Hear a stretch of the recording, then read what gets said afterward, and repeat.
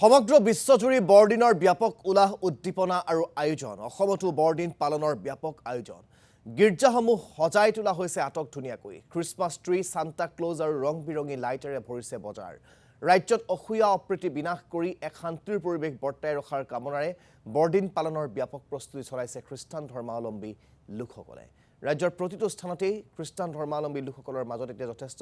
উৎসাহ উদ্দীপনা দেখিবলৈ পোৱা গৈছে তেওঁলোকে আড়ম্বৰপূৰ্ণভাৱে এই বাকি থকা দিনকেইটাত বৰদিনৰ বাবে প্ৰস্তুতি চলোৱা পৰিলক্ষিত হৈছে গোৱালপাৰাৰ পৰা বৰদিনৰ প্ৰস্তুতিৰ কিছু পৰিৱেশ আমি আপোনালোকক দেখুৱাব বিচাৰিছো আমাৰ সাংবাদিক বিশ্বজিৎ দাসৰ জৰিয়তে ৰাজ্যৰ চৌপাশে এতিয়া পবিত্ৰ বৰদিনক আদৰিবলৈ ব্যাপক প্ৰস্তুতি চলিছে ঠায়ে ঠায়ে দেখা গৈছে বৰদিনক আদৰাৰ ব্যাপক উৎসাহ আৰু এই মুহূৰ্তত মই উপস্থিত আছোঁ অসমৰ ভিতৰত প্ৰথমখন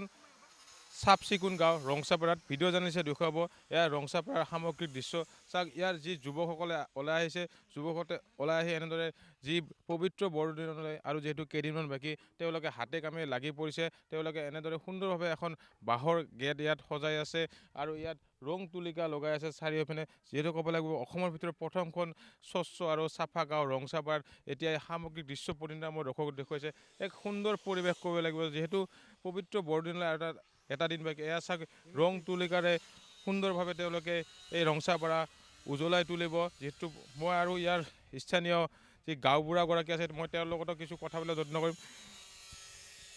পবিত্ৰ বৰদিনলৈ আৰু মাথো কেইদিনমান বাকী কেনেকুৱা প্ৰস্তুতি চলিছে সেইটো মানে আমাৰ বাকী 4-3মান আছে 23 তাৰিখৰ পৰা আৰম্ভ হ'বই 24-25 তাৰপিছত আমি খ্ৰীষ্টমাছৰ কাৰণে এখন চব কাম কৰি আছে এইটো সব মানে প্ৰিপাৰেশ্যনটো মানে সব ডেক'ৰেশ্যন চব কৰি আছোঁ সেইটোতো হ'বই আৰু মানে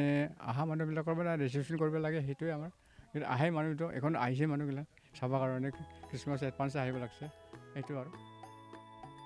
24 তাৰিখে নিশা 12 বজাৰ পিছত যীশুৰ জন্ম হ'ব বাইবেল পাঠ কৰিব